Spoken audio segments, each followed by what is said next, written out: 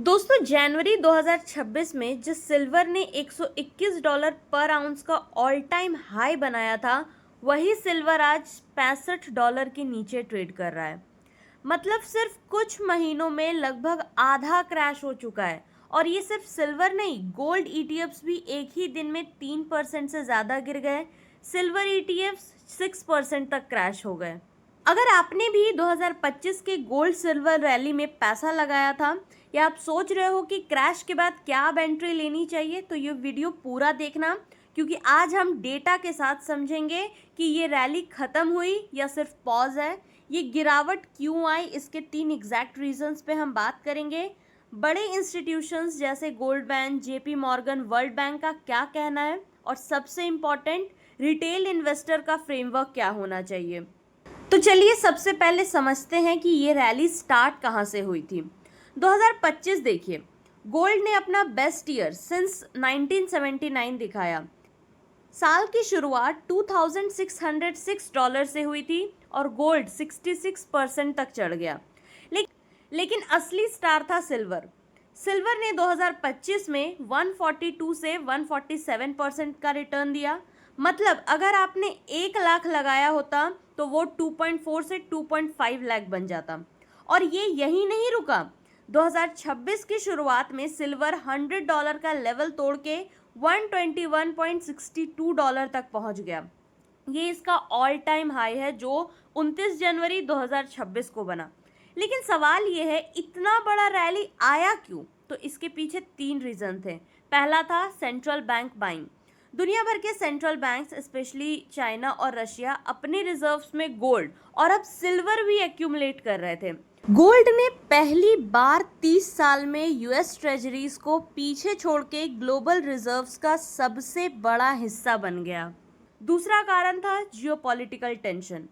Middle east में US Iran conflict, Taiwan China tension और trade Wars, ये सब सेफ हेवन डिमांड बढ़ाते हैं। तीसरा कारण था सिल्वर का स्ट्रक्चरल सप्लाई डेफिसिट। ये पॉइंट बहुत इंपॉर्टेंट है दोस्तों। सिल्वर लगातार 5वें साल सप्लाई डेफिसिट में है, मतलब डिमांड सप्लाई से ज़्यादा है। सोलर पैनल्स, ईवीज और एआई डेटा सेंटर्स में सिल्वर का यूज़ इतना बढ़ गया है कि माइनिंग इसे कोप अप ही नहीं कर पा रही है। इसलिए एक्सपर्ट्स कहते हैं कि सिल्वर का रैली बबल नहीं बल्कि एक स्ट्रक्चरल रीप्राइसिंग है।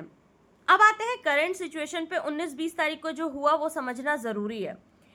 इंडियन एक्सचेंजेस पे ICICI prudential silver ETF, HDFC silver ETF, UTI silver ETF जैसे मेजर सिल्वर ईटीएफ्स नियरली 6% तक गिर गए एक ही सेशन में।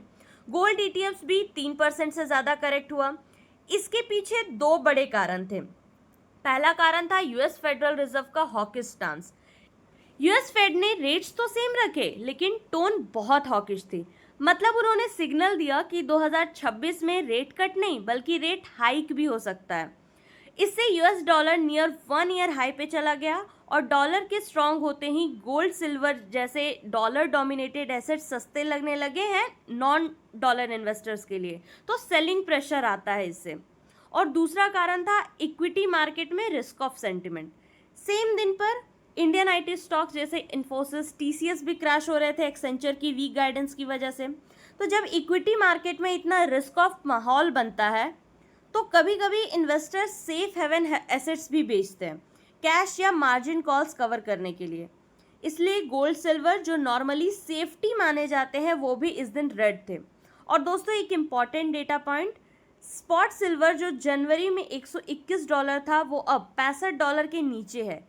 स्पॉट गोल्ड जो कभी 4600 टू $4900 के रेंज तक गया था वो अब $4150 के आसपास ट्रेड कर रहा है। यानी सिल्वर ने गोल्ड से कहीं ज़्यादा शार्प करेक्शन दिखाया है। और ये एक स्पेसिफिक रीज़न है वो जो कि हम अगले सेगमेंट में समझते हैं।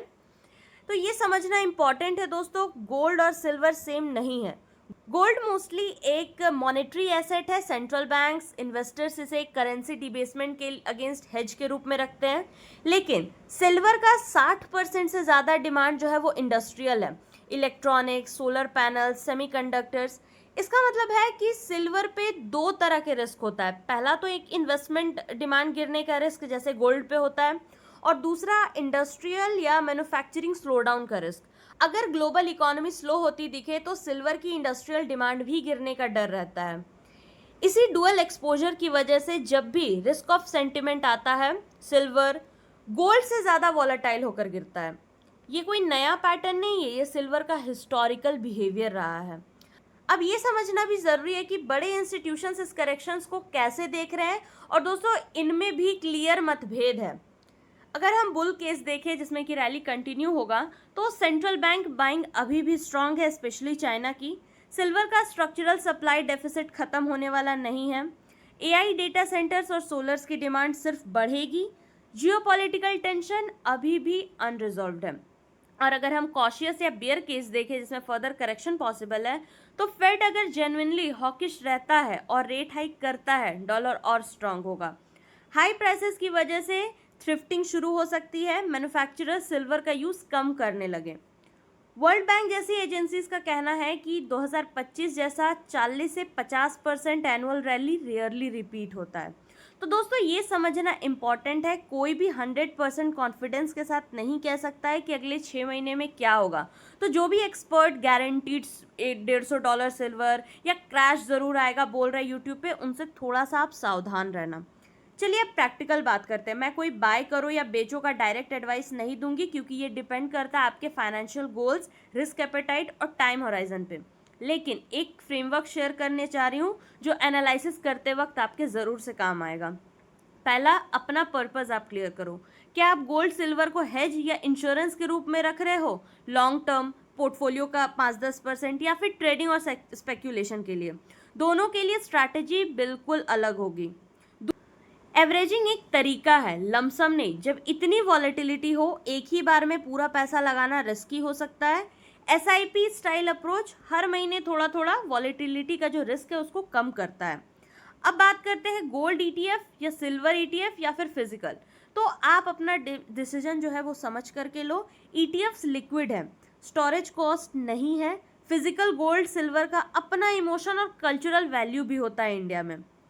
करेक्शन हमेशा क्रैश नहीं होता है दोस्तों, जैसे हमने देखा ये एक 46% करेक्शन है डॉलर टर्म्स में सिल्वर के लिए, जो बहुत शार्प है। लेकिन अगर आप structural long term story, central bank buying, supply deficit पे बिलीव करते हो, तो ये डिप एक्यूमुलेशन जोन भी हो सकता है, जैसा कि कुछ एनालिस्ट कह रहे हैं।